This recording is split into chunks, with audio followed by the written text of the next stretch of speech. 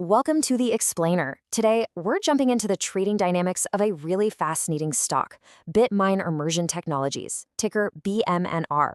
But this isn't just about one company. It's really about a massive, high-stakes bet on the future of Ethereum.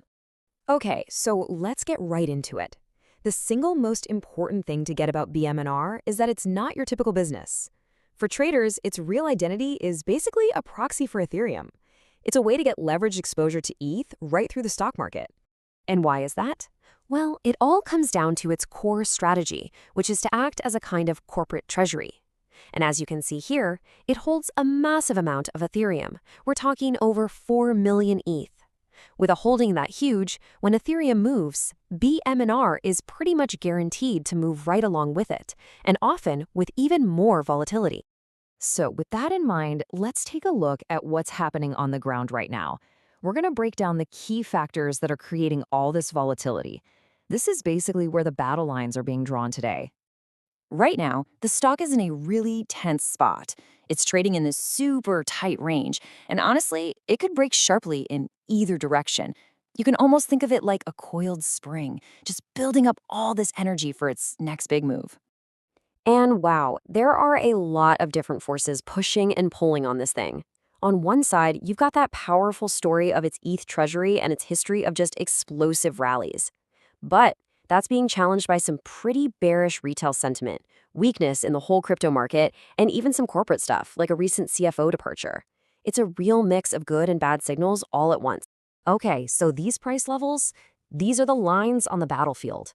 Think of that $26 zone as the defensive line, the floor that the bulls absolutely have to hold. And that $30 level, that's the fortress wall they need to break through to really declare a victory. Right now, these are the numbers that matter most.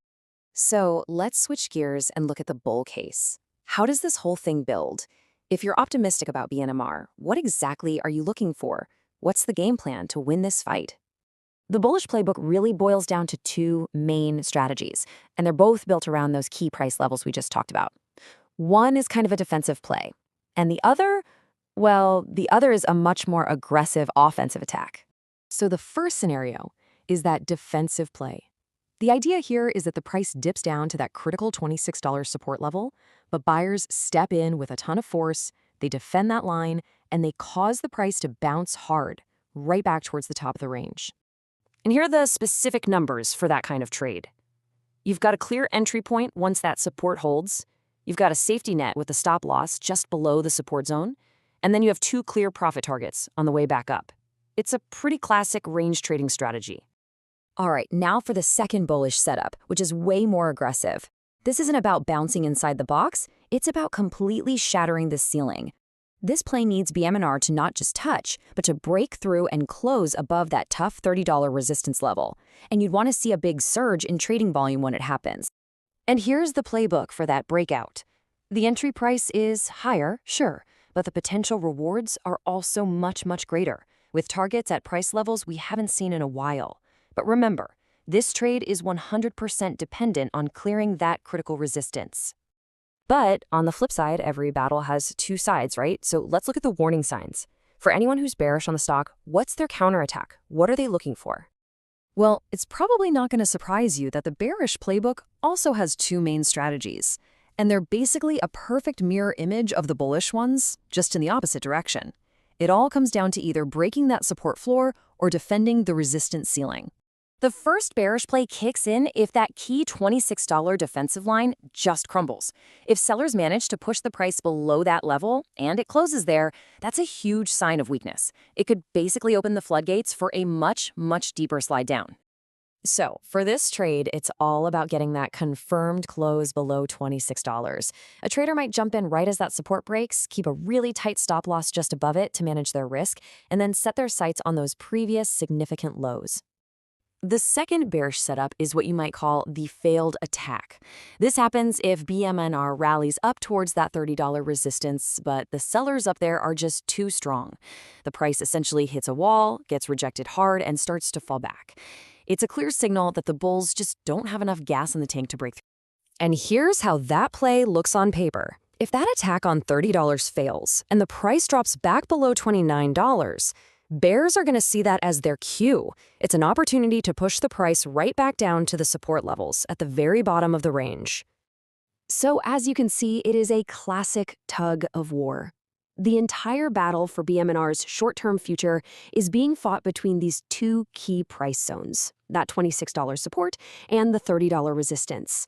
And, lurking behind all of it is the price of Ethereum, which can act as a powerful tailwind or a brutal headwind for either side. And this brings us to what's probably the most important question for any trader or investor, right? What are the key signals that are actually going to decide which side wins this tug of war? Look, while nobody can predict the future, what we can do is lay out a really clear checklist of what to watch. The outcome here isn't just random. It's going to be determined by a few key developments. Ultimately, it really just boils down to this. For the bulls to win, that 26 support absolutely must hold, and they have to conquer the $30 resistance, probably with a strong push from Ethereum itself. And for the bears, a break of $26 is the whole game, especially if ETH is also looking weak. And that, my friends, brings us full circle. As this quote makes perfectly clear, you just can't analyze BMNR in a vacuum. The fate of this stock is, at least for now, overwhelmingly tied to how Ethereum performs, all because of that massive treasury we talked about at the very beginning. Which leaves us with one last big question to think about. Will BMNR always be just a shadow of Ethereum, its fate completely dictated by the crypto market? Or could its own unique strategy, things like its staking products and other corporate actions, eventually let it break free and carve out a path all its own? That right there is the billion-dollar question for its long-term future.